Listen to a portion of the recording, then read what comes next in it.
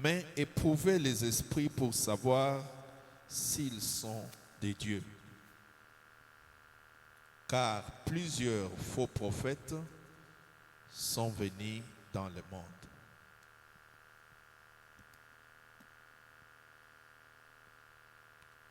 La Bible nous dit, bien-aimés, n'ajoutez pas foi. Ne faites pas confiance.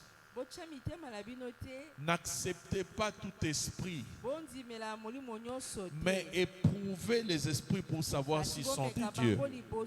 Car plusieurs faux prophètes sont venus sur la terre.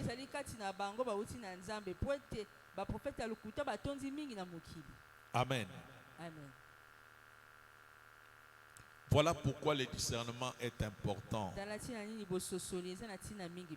J'aimerais que nous puissions lire une histoire dans Marc, je pense. Marc, une belle histoire qui va nous aider à comprendre. Marc chapitre 8. On peut nous lire Marc 8, 22 à 25. Marc chapitre 8, 22 à 25.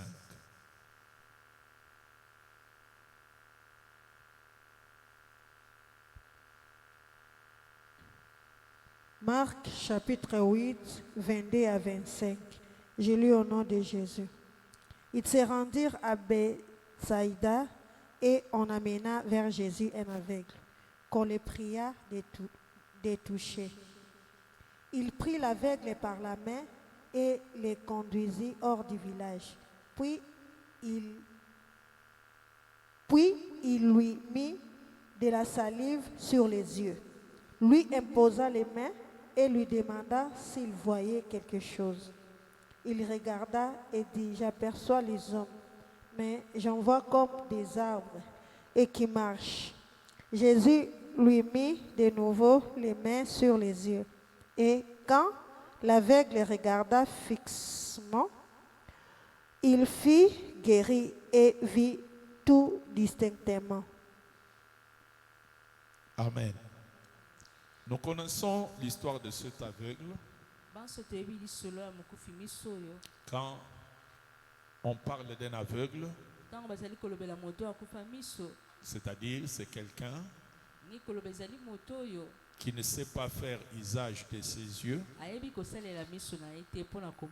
quelqu'un qui ne sait pas voir,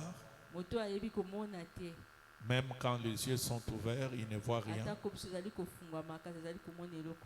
il ne sait rien distinguer. Amen. Amen. Ça c'est sur le plan physique.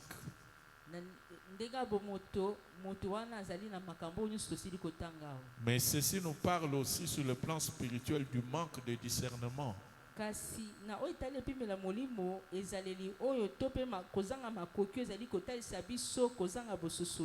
On peut être aveugle spirituellement parlant.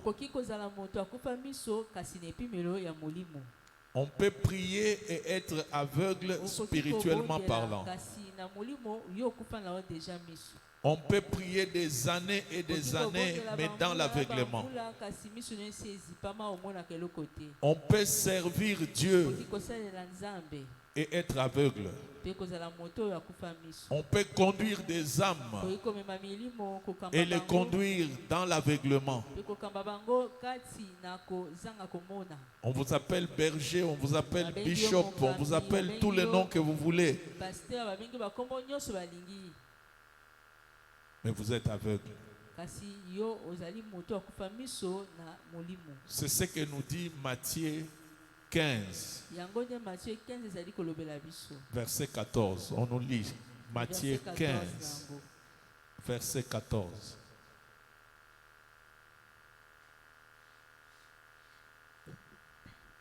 Matthieu 15, verset 14. Je lis au nom de Jésus.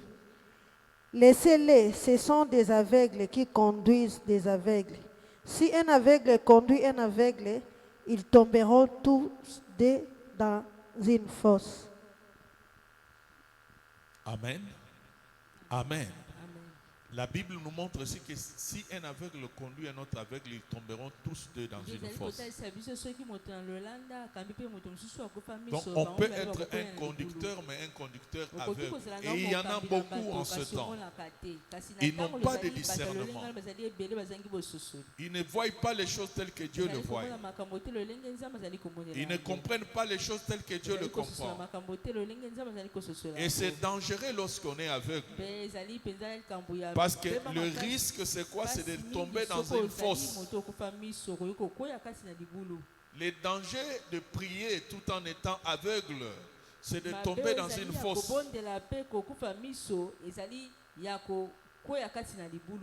Alors, la Bible nous montre que Jésus a rencontré cet aveugle. Et comme nous savons que dans le ministère de Jésus, il y avait cette particularité où il ouvrait les yeux des aveugles. En fait, il n'ouvrait pas les yeux que des aveugles physiques. Il ouvrait aussi les yeux des aveugles spirituels.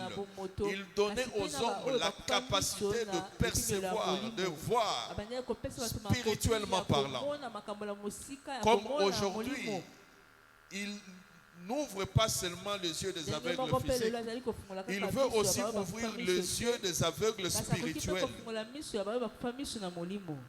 Alléluia. Amen. Parce que l'aveuglement spirituel est plus terrible que l'aveuglement physique. Quelqu'un peut être un aveugle physique et voir spirituellement parlant. Mais quand on est un aveugle spirituel, on est en danger. Alléluia. Amen. Voilà pourquoi l'aveuglement spirituel est plus dangereux même que l'aveuglement physique. Et Jésus, dans son ministère, il est venu pour ouvrir les yeux et des aveugles physiques et des aveugles spirituels. Et il n'y a que lui qui peut ouvrir les yeux d'un aveugle spirituel.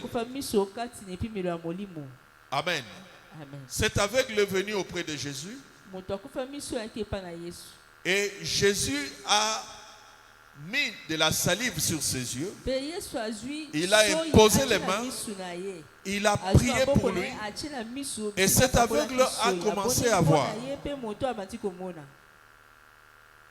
Amen. Mais sa vision n'était pas parfaite. La Bible dit que lorsque le Seigneur lui demande ce qu'il voyait, il dira qu'il voit les hommes mais comme des arbres. Il voit des hommes mais comme des arbres. Sa vision n'est pas réelle. Sa vision n'est pas parfaite. Et Jésus ne pouvait pas le laisser dans cet état.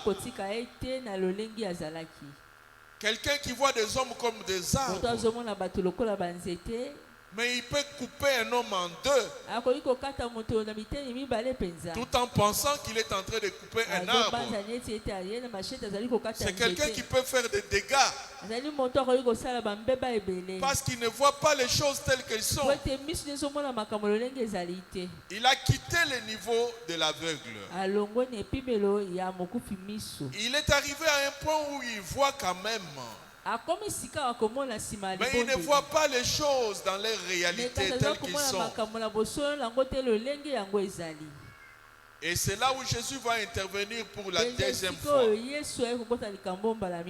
Et cette fois-là, il va lui donner la capacité, la possibilité de voir les choses distinctement. Amen. Et c'est ce que Dieu veut de nous. Dieu veut que nous ayons la capacité de voir les choses telles que lui les voit. Pas selon les hommes. Dieu veut que nous ayons la capacité de percevoir au-delà des apparences, de voir les choses au-delà des apparences.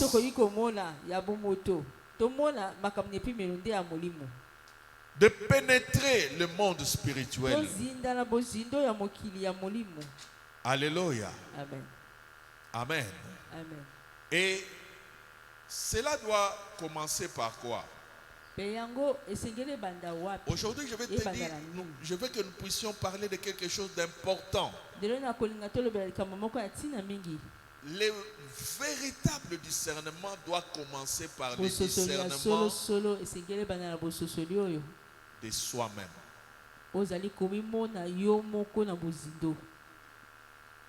Amen. Amen. Avant de chercher à discerner les autres,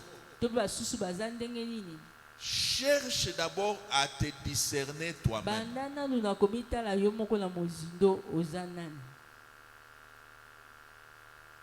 À s'auto-examiner. À s'auto-discerner.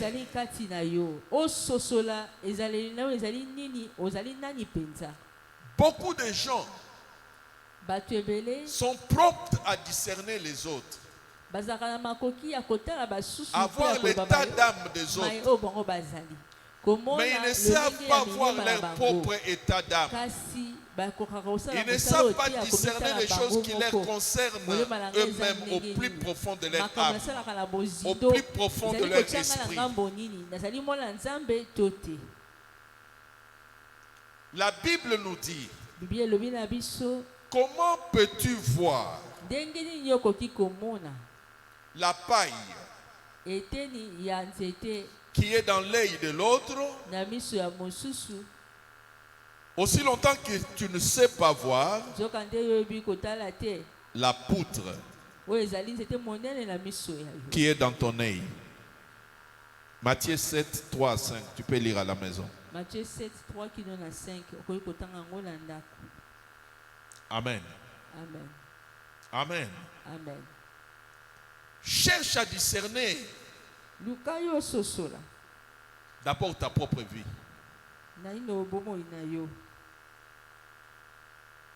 Cherche à s'auto-examiner. La Bible nous dit dans 2 Corinthiens 13, 5, examinez-vous vous-même. À chaque fois où tu vois dans la Bible le mot examiner, c'est le même mot qui peut être employé par discerner. Examinez-vous vous-même veut dire discernez-vous vous-même pour savoir si vous êtes dans la foi, si votre foi est authentique, si votre consécration est authentique, si votre état d'âme est authentique, si l'esprit qui agit en vous c'est l'esprit de Dieu ou c'est l'esprit de la séduction. Si vous êtes réellement enfant de Dieu ou pas.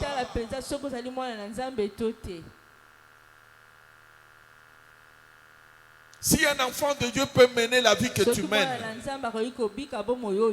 si un enfant de Dieu peut faire des songes, des types de songes que tu fais, chaque nuit tu manges, chaque nuit tu t'accouples avec des êtres, chaque nuit tu assistes à des réunions invisibles, tu te vois dans des endroits sombres, c'est pas normal. Il faut s'auto-discerner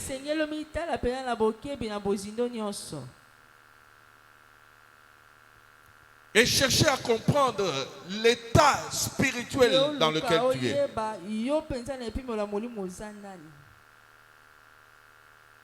Il faut avoir un sens élevé d'observation.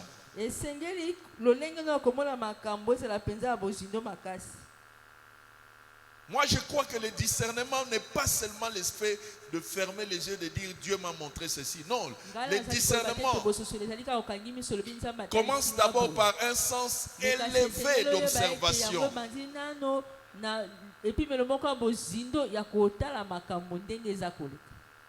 Quand tu sais regarder quelque chose et comprendre que non, ça ne vient pas de Dieu. Ça, c'est pas de Dieu. Ça, c'est pas l'esprit de Dieu. Dieu ne fonctionne pas comme ça. Dieu n'opère pas comme ça.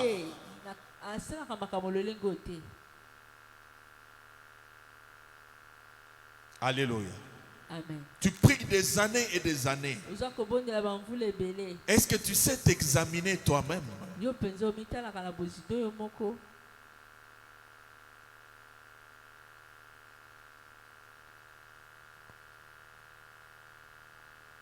Deuxièmement, le discernement va au-delà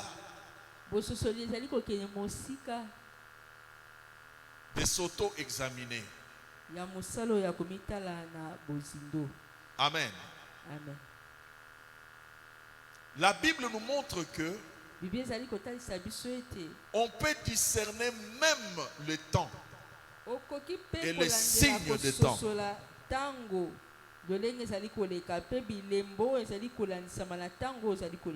Dans Matthieu, vous pouvez lire ça à la maison, Matthieu 16, 2 à 3. Jésus reproche les hommes de son époque de ce que ils savaient regarder le temps et dire qu'aujourd'hui il pleuvra. Demain il ne pleuvra pas. Mais ces gens étaient incapables de discerner le temps dans lequel il vivait. Le temps où le Fils de l'homme, le Messie, était sur la terre. Ces gens n'étaient pas en mesure de discerner les temps spirituels. Car c'est aussi cela le discernement. Savoir discerner le temps. Les temps spirituels.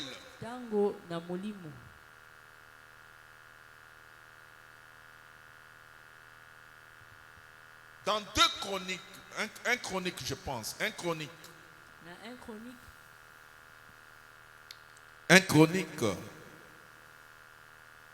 12 verset 32.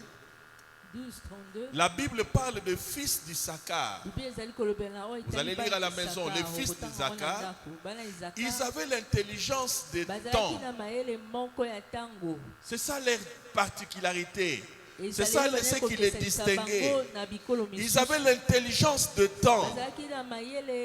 Ils savaient reconnaître quel temps nous sommes. Et ils ne se limitaient même pas à ça. Ils étaient aussi en mesure de savoir que faut-il faire dans de tels temps.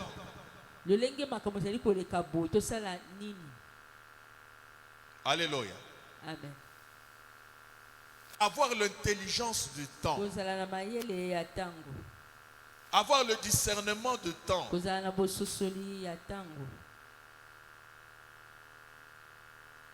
En rapport au dessein de Dieu. En rapport à ta vie. En rapport avec ce que Dieu compte faire.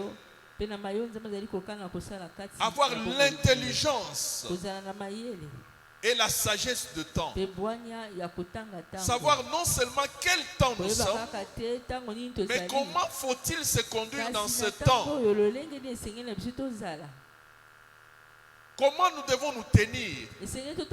Comment nous devons prier. Comment nous devons servir Dieu dans ce temps où nous sommes.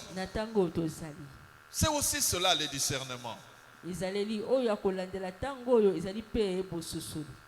Quand Jésus est venu sur la terre, il a reproché aux habitants de Jérusalem une chose. Il a dit, Jérusalem, Jérusalem, si tu connaissais les choses qui concernent ton temps, mais cela t'est caché. Alléluia. Amen. Donc Jérusalem où les habitants de Jérusalem n'ont pas si discerné, reconnaître les temps où Dieu les a visités. Ils étaient spirituellement aveugles, incapables de discerner le temps. Et ça, c'est aussi quelque chose de terrible. Prier, mais ne pas être en mesure de reconnaître quel temps fait-il spirituellement pas. Servir Dieu, mais être incapable de reconnaître le temps spirituel dans lequel nous sommes. C'est un aveuglement. Lorsqu'on ne sait pas reconnaître le temps. 3. C'est être en mesure de discerner les envoyés de Dieu. Apocalypse 2:2. Apocalypse 2, verset 2. On nous lit. Ça, c'est important qu'on nous lise.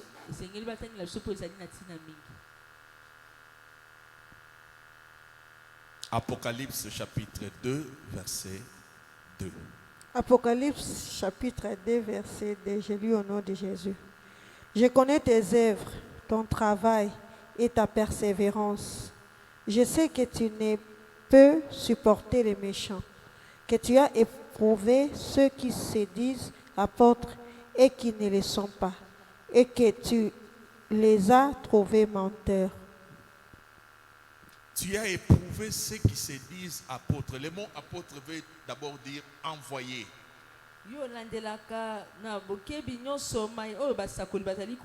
Et tu les as trouvés menteurs.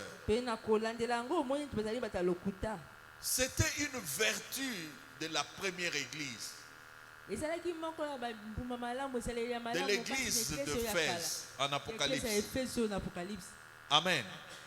Ils avaient la capacité de discerner ceux qui se disent envoyés. Aujourd'hui, nous disons, nous vivons un temps où tout le monde se dit prophète, tout le monde se dit apôtre, tout le monde se dit bishop, tout le monde se dit serviteur de Dieu. Est-ce qu'on doit faire foi à ça? On doit avaler ça?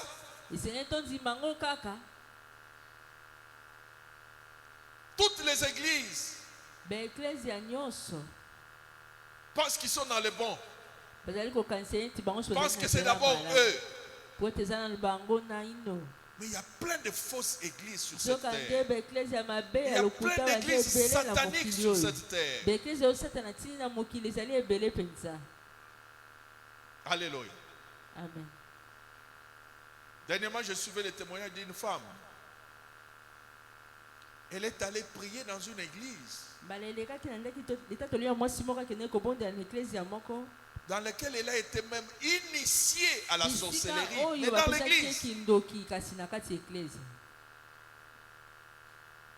Amen. Amen. Elle a commencé par rencontrer un homme sur les réseaux sociaux.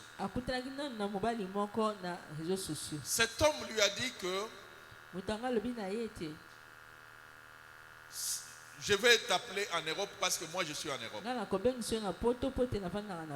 Et comme cette femme trouvait l'Europe comme un paradis, elle s'est attachée à cette relation. Et cet homme va lui dire, tu dois commencer à prier dans notre église. Elle a commencé à fréquenter cette église. Et cet homme va lui dire, on va se marier dans notre église. Mais moi je ne serai pas là. Moi je serai en Europe. Et on va célébrer le mariage en ligne. Et le pasteur lui a expliqué cela. Le jour du mariage, On lui dit que le mariage doit avoir lieu à minuit. Et à minuit, le monsieur n'était pas là. On lui dira, on lui montrait l'image que le monsieur était en blanc en Europe. Et lui, elle était en voile en RDC. On lui a fait porter des bagues avec un homme invisible. Elle ne savait pas qu'elle faisait une alliance avec un homme invisible.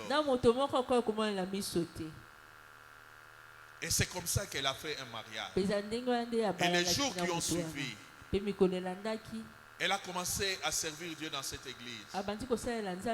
Les gens la respectaient. Elle ne comprenait pas pourquoi. Mais parce que c'est l'épouse de notre chef. Et ce n'est qu'après qu'elle a compris qu'elle était déjà dans la sorcellerie. C'est pas parce que une église est appelée église de Jésus-Christ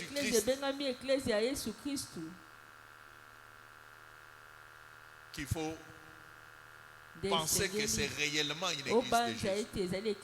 Il y a beaucoup d'églises sataniques sur cette terre.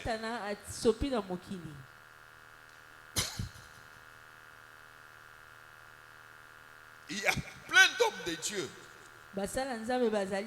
qui se font passer pour des apôtres, pour des prophètes, plein de servantes qui se font passer pour des servantes de Dieu, pour des prophétesses, mais qui sont en réalité des agents du diable, des envoyés du diable. Et cela demande que nous ayons beaucoup de discernement pour pouvoir voir au-delà des apparences. Surtout en ce temps de la fin. Nous ne devons pas accepter n'importe quoi. J'ai aimé une fois un homme de Dieu qui m'a dit, il est allé prêcher dans une église en Europe.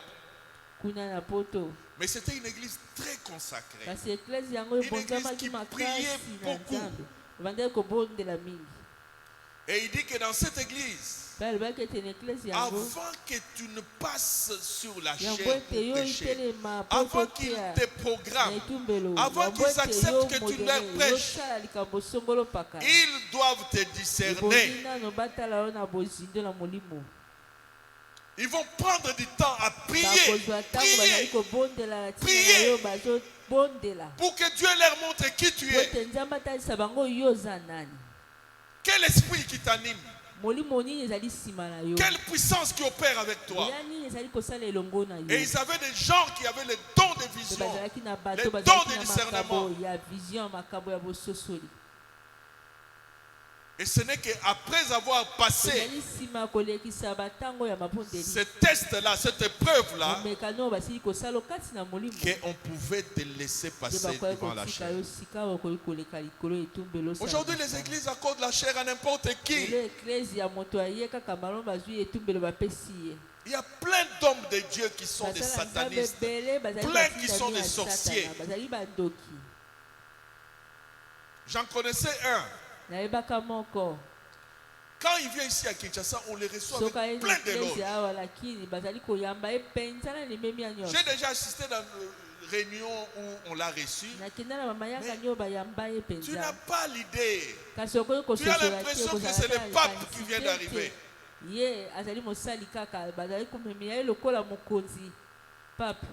Un jour, je reçois les coups de fil de sa fille. Je ne me rappelle pas comment cette fille avait mon numéro. Et la fille m'expose le problème.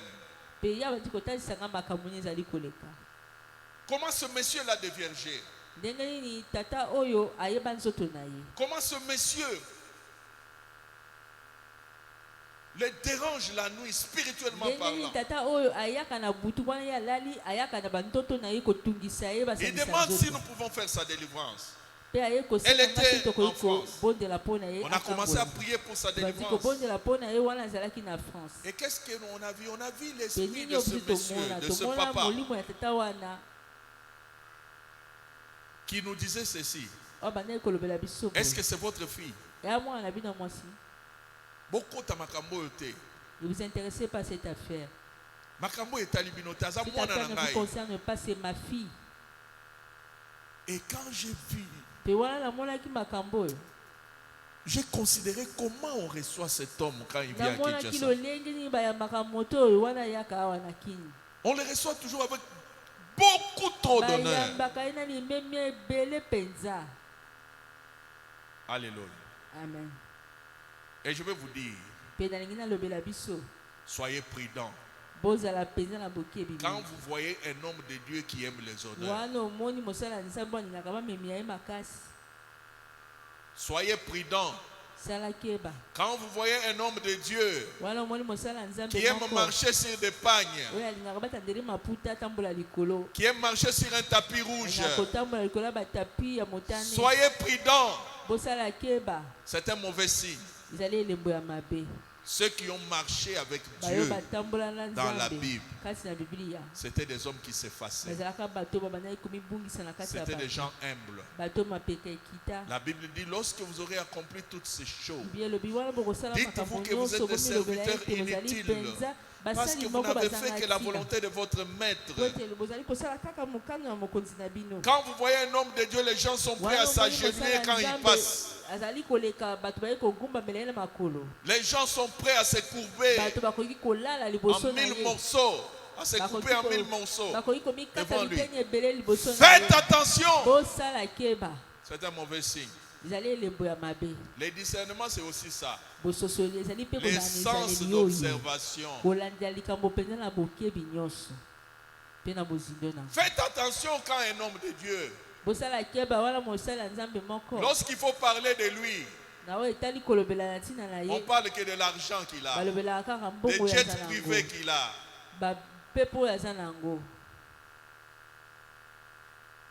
des voitures de luxe qu'il a, des conditions de vie qu'il a. C'est pas à cela qu'on reconnaît un homme de Dieu.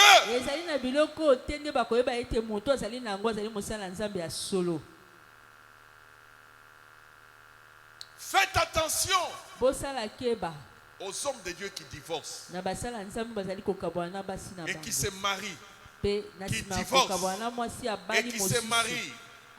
Le discernement, c'est aussi cette capacité-là. Pas seulement tu fermes les yeux, Dieu m'a montré. Non! Tu regardes la Bible et tu regardes la vie d'une personne. Tu dis que ça, c'est pas conforme. C'est aussi ça le discernement.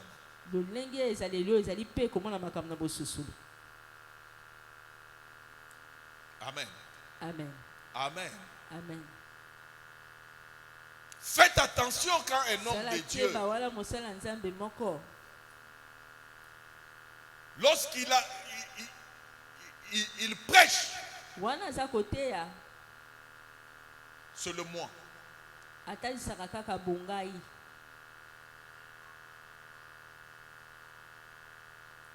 Lorsqu'il prêche,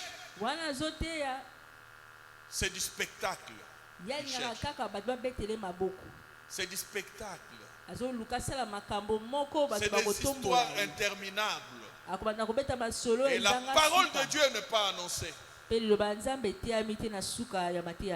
Faites attention. Lorsque tu regardes un homme qui se dit homme de Dieu et il n'y a pas une vie de sanctification, de crainte de Dieu, c'est aussi cela le discernement. Le discernement, ce n'est pas seulement fermer les yeux et dire que Dieu m'a montré. La Bible dit, Dieu nous a donné l'intelligence pour connaître le véritable. Est-ce que tu connais ce verset? Dieu nous a donné l'intelligence pour connaître. Oh, c'est un verset magnifique. 1 Jean 5, 20, si je ne me trompe pas. C'est un verset qui me vient en tête. Mais je pense que c'est cela. 1 Jean 5, 20. Dieu nous a donné l'intelligence. Est-ce que toi, Dieu t'a donné l'intelligence? L'intelligence que Dieu donne, c'est cela le discernement. Alléluia. Amen. 1 Jean 5, 20. Nous savons aussi que le Fils de Dieu est venu et qu'il nous a donné l'intelligence pour connaître le véritable. Et nous sommes dans le Christ. C'est lui qui est le Dieu véritable et la vie éternelle. Amen. Le Fils de l'homme est venu pour nous donner l'intelligence, pour connaître le véritable. Est-ce que toi, le Fils de l'homme, t'a donné l'intelligence? L'intelligence vient de l'Esprit de Dieu. L'intelligence vient de la parole de Dieu. L'intelligence, c'est la sagesse de Dieu. Tu peux regarder quelque chose et tu trouves que non, ça c'est pas biblique. Ça c'est pas normal. Amen. Amen. Comment lorsqu'on doit parler d'un homme de Dieu, ce sont ses avoirs. Comment un homme de Dieu lorsqu'il veut parler, ce sont ses avoirs, ses richesses. Vous avez vu l'apôtre Paul faire cela? Vous avez lu quelque part où l'apôtre Pierre parle de ses richesses? Vous avez vu là où Jean parle de ce qu'il a? Dans ce monde, c'est que moi je ne comprends pas. Je n'ai jamais compris cela.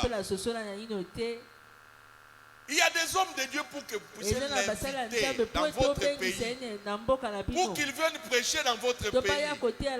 Il faut avoir un budget colossal. Lui, pour qu'il vienne dans votre pays, il faut au moins 120 000 $ pour qu'il vienne. Est-ce que vous avez lu une telle chose dans la Bible? Vous avez lu que Paul, pour qu'il vienne prêcher quelque part, il fallait avoir un budget colossal.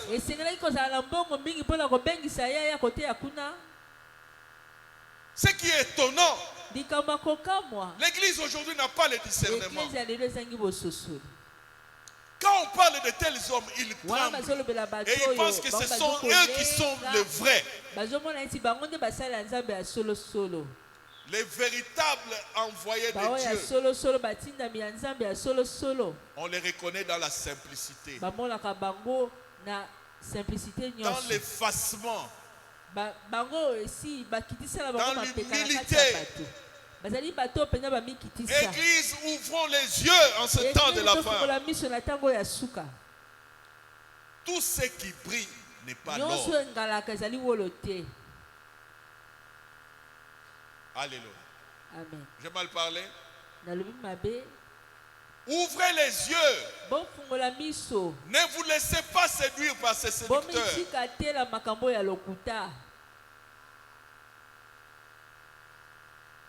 Le Seigneur, dans Apocalypse 2:2, il reconnaît qu'une des grandes qualités de l'église d'Éphèse, c'était d'avoir éprouvé les envoyés de Dieu, ceux qui se disaient apôtres et qui ne l'étaient pas. Nous aujourd'hui nous n'éprouvons rien, nous acceptons tout.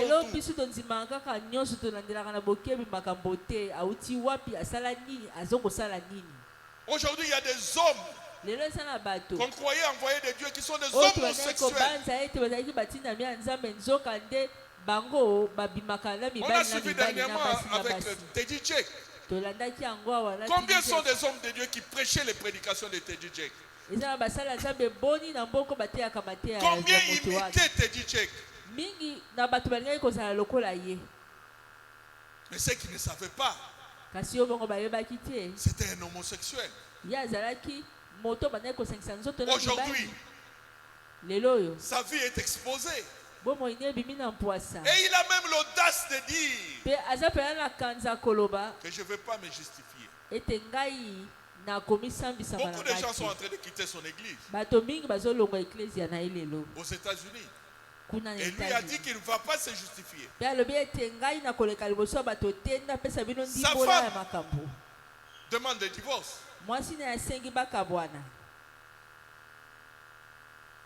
Alléluia. Amen. Mais il se faisait passer pour un envoyé de Dieu. Faisons attention. Nous sommes au temps de la fin. Alléluia. Amen. Les discernements, c'est aussi le discernement des circonstances et des événements. Vous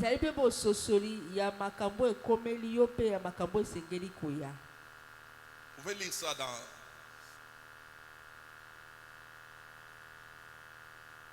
lisez seulement Job 33, 14 à 20. Dieu parle aussi par des circonstances. Dieu parle aussi par des événements. Avoir le discernement, c'est être aussi capable de décrypter, de déceler, de lire ce que Dieu nous communique par des événements et des circonstances. Les discernements, ce n'est pas seulement fermer les yeux et dire que Dieu m'a montré. C'est avoir aussi l'intelligence de lire les circonstances et le temps. Les circonstances et les événements. Il y a des choses qui peuvent arriver et qui peuvent t'interpeller spirituellement parlant. Il y a des gens qui vivent des événements bizarres, mais ils ne comprennent pas. Tu habites dans une maison avec quelqu'un. La nuit, au lieu d'aller à la toilette faire caca, il s'est levé, il a fait caca dans la cuisine. Dans la casserole même là où tu prépares.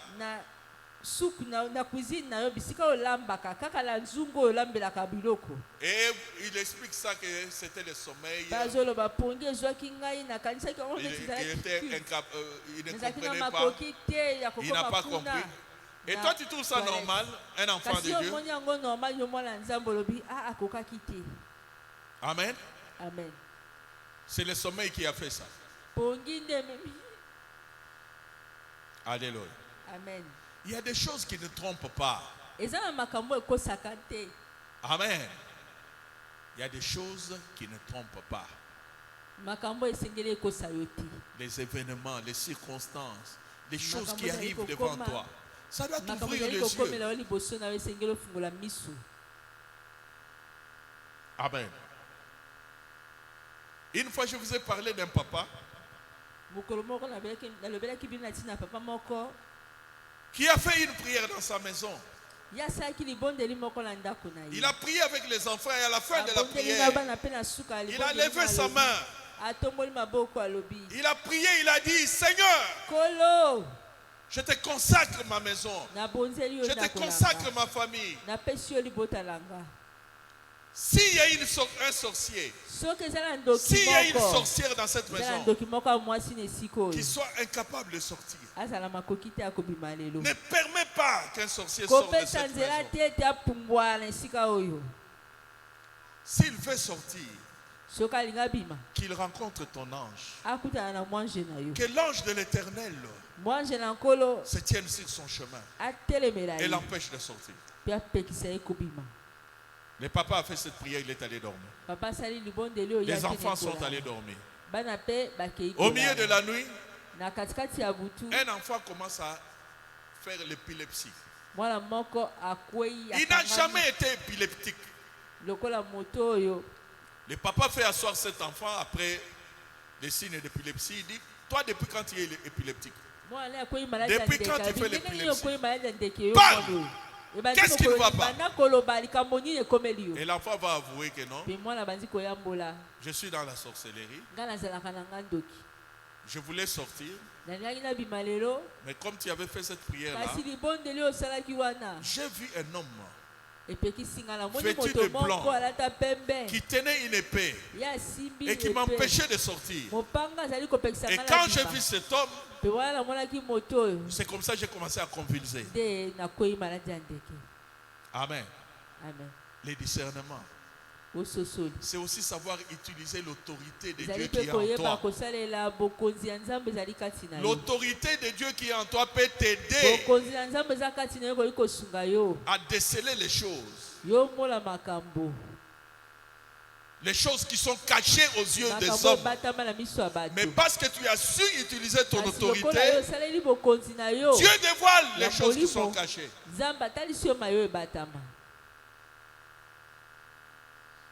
Alléluia. Amen. Vous savez, avec Dieu, tu ne sais pas quelle arme Dieu va se servir pour des fois te révéler des choses. Tu ne sais pas par quelle voie Dieu va passer. Tout ne se passe pas que par des songes et par des visions. Tout ne se passe pas comme tu l'entends. La Bible dit que vos voix ne sont pas mes voix. Alléluia. Amen. Dieu peut utiliser d'autres moyens. Si nous savons utiliser l'autorité spirituelle qui est en nous, nous pouvons déceler des choses qui sont cachées. Est-ce que tu comprends ce que je dis? Alléluia. Amen. Les discernements, c'est aussi les discernements des songes et des visions. La Bible dit dans Job 33, verset 14, que Dieu parle tantôt d'une manière, tantôt d'une autre. Dieu parle par des songes, Dieu parle par des visions. La Bible dit dans Actes chapitre 2, verset 17, dans les derniers temps, je répandrai de mon esprit sur toute chair. Vos fils et vos filles prophétiseront. Vos vieillards auront des visions, des songes. Les songes et les visions sont des moyens par lesquels Dieu parle. Les songes et les visions sont des moyens par lesquels Dieu révèle des choses. Mais il faut toujours être prudent aussi en ce temps. Il y a aussi des songes sataniques que Satan envoie dans la vie de gens pour semer de la confusion. Voilà pourquoi avant de dormir, il faut chasser les songes sataniques. Il faut prier pour que Dieu ne permette pas que des songes qui ne viennent pas de lui te soient communiqués. Il faut souvent prier pour ça. Il y a des songes qui amènent la confusion. Il y a des songes pour induire en erreur. Il y a des songes pour te conduire à faire une fausse route.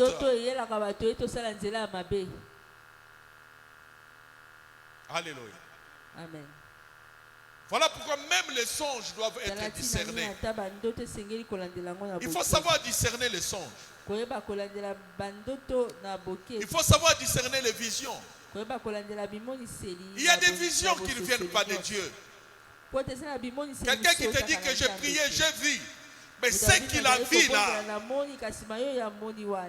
ne vient pas de l'Esprit de Dieu. Ce sont des visions démoniaques qui sont destinées à amener la confusion, à induire en erreur, à séduire.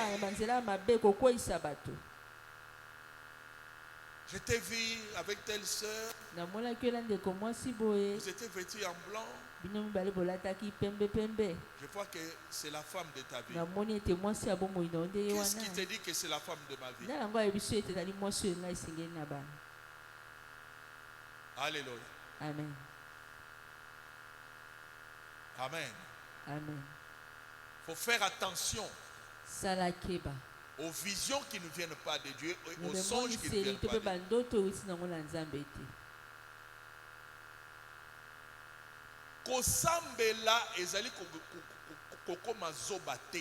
Prier ne doit pas t'aboutir. Il y a des gens qui prient qui sont devenus naïfs. Non. Bongote. Prier, c'est avoir la sagesse. La haute sagesse de Dieu. Il y a des gens qui prient. Tu pries, mais les gens te trompent.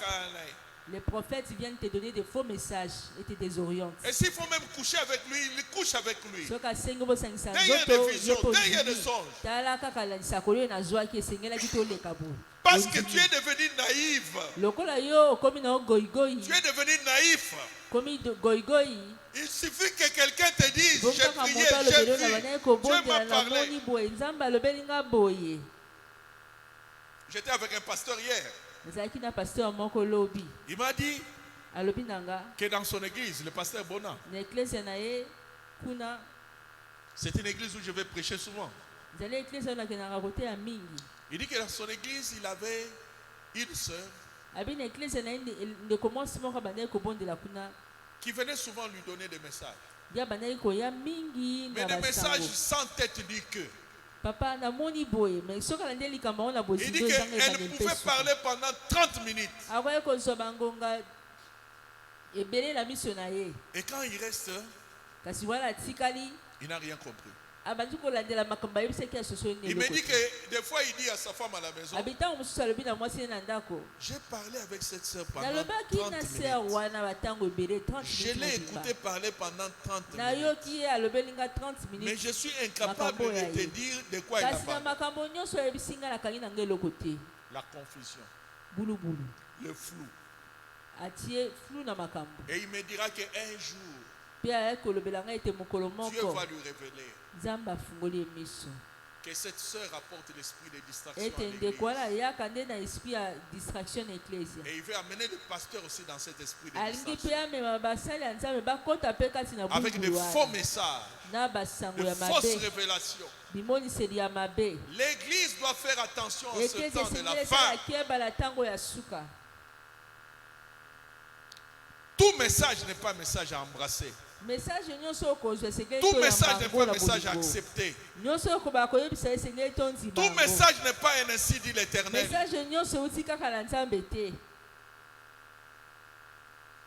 Il faut éprouver les esprits pour savoir s'ils sont de Dieu. Le dernier élément, c'est la prophétie. Discerner la prophétie. Discerner les prophéties. Dieu appelle l'église à cela. Nous sommes des églises vivantes. Nous sommes des églises de réveil. Les prophéties font partie de notre quotidien. Mais il y a aussi des prophéties mensongères. Il y a plein de prophéties qui ne viennent pas de Dieu.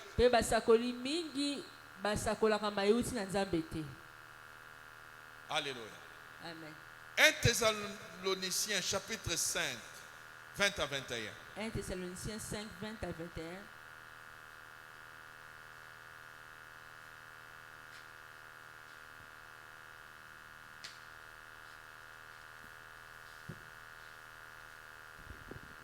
Un Thessaloniciens 5, 20 à 21. Je lis au nom de Jésus.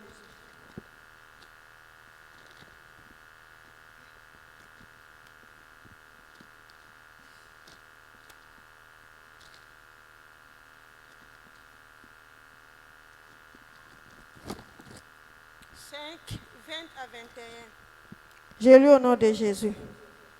Ne méprisez pas les prophéties, mais examinez toutes choses, retenez ce qui est bon. Ne méprisez pas les prophéties. Amen. Amen. Nous ne sommes pas des gens qui rejetons les prophéties. Ne soyez pas des gens qui disent que moi je ne crois pas aux prophéties. Non, Dieu parle aussi par la prophétie. Mais examinez la prophétie. Examinez la prophétie par rapport aux Écritures. C'est-à-dire écoutez ce que quelqu'un dit et regardez ce que la Bible dit. Je me souviens de mon ami Gilles Mwanda. Alléluia. Un jour, il y a une prophétie qui est sortie. Nous étions encore jeunes dans la foi. Nous sommes allés prier. Et dans la prière, une prophétie est sortie. Et la prophétie disait quoi? Gilles, quitte la maison là où tu habites. Il y a 3 démons qui cherchent à entrer dans cette maison. S'ils entrent dans cette maison, ils vont te détruire. Sors de cette maison. Et quand la prière est terminée, moi, j'ai dit à mon ami, en tout cas, je dois t'aider à déménager. Tu dois quitter cette maison. Non, tu vois, si les 3 démons là entrent dans la maison, ils vont te détruire. Et lui, je le voyais en train de sourire. Il ne croyait pas à cela. Il souriait. Après, il m'a dit, frère Yves, est-ce que le Dieu qui a créé le ciel et la terre, le Dieu tout-puissant, il peut avoir peur de 3 démons? Moi, je lui ai dit non. Il ne peut pas avoir peur de 3 démons. Est-ce que le Dieu qui a créé le ciel et la terre, est-il incapable d'empêcher 3 démons d'entrer dans ma maison? Moi, je dis non. Et il me dit, est-ce que tu peux me dire quel endroit je peux me cacher sur cette terre où les 3 démons ne peuvent pas me poursuivre? Si ces 3 démons-là me poursuivent, mais même si je change de lieu, même si je pars habiter à Mongaliema, ils vont me suivre. Alors moi je ne crois pas à cette prophétie. Dieu est tout puissant. Il me gardera. Alléluia. Amen. Voilà l'intelligence. Voilà la sagesse. Il a comparé ça aux Écritures. Il a dit que non, Dieu est tout puissant. Dieu ne peut pas parler comme ça. Ça c'est un homme qui parle. Ça c'est l'esprit de l'homme qui parle. C'est pas Dieu. Amen. Amen. Une fois nous sommes allés prier quelque part. Une prophétie est sortie. Cette prophétie m'avait fait fâcher terriblement. Amen. Nous sommes en retraite en pleine prière. La prière a chauffé. Amen. Et quelqu'un se met à prophétiser. Il m'appelle par mon nom. Yves. Quand il a appelé Yves, moi j'ai répondu oui Seigneur. Amen. Après, il me dit, orgueilleux. Je me suis fâché. Alléluia. Moi, orgueilleux. Moi, je dis ça, c'est pas Dieu. C'est pas Dieu. Parce que Dieu qui sonde le cœur et le rein, il sait que je ne suis pas orgueilleux. Comment il peut se tromper jusqu'à ce point? Amen. Et après, un ami me dira que la personne qui a prophétisé, ils étaient avec lui à l'arrêt des bus. Amen. Parce que c'est moi qui avais financé la retraite. J'ai donné tout l'argent. Ils ont perdu l'argent. J'ai encore donné la même somme pour qu'on entre en retraite. Et à l'arrêt des bus, le monsieur était en train de causer. En regardant ce que j'avais fait, il dit à son ami, Yves, tu trouves le frère Yves comment? L'ami lui dit, et l'ami lui répond, il est orgueilleux. Et ils ont ramené leur prophétie jusqu'au lieu de la retraite et ils ont prophétisé sur moi j'avais donné cet argent parce que je voulais coûte que coûte qu'on aille prier. C'était pas par orgueil. On arrive au lieu de la retraite, on prie bien. Et il m'appelle Yves, moi aussi naïf, je réponds Seigneur, j'attends que le Seigneur dise quelque chose. Et le Seigneur me dit orgueilleux. Moi je dis non. Là le Seigneur s'est trompé. Je ne suis pas orgueilleux. Je n'ai pas donné cet argent par orgueil. Ça c'est quel Seigneur qui peut se tromper? Alléluia. Alléluia. Comparez la prophétie avec les Écritures. Examinez la prophétie par rapport à la vie de celui qui prophétise. La Bible dit qu'on reconnaîtra l'arbre par le fruit. Quelqu'un qui n'a pas une bonne vie. Quelqu'un qui n'est pas dépouillé. Il est rempli de choses sataniques sur lui. Il porte des mèches. Il porte des bijoux. Il se maquille. Mais c'était une grande prophétesse.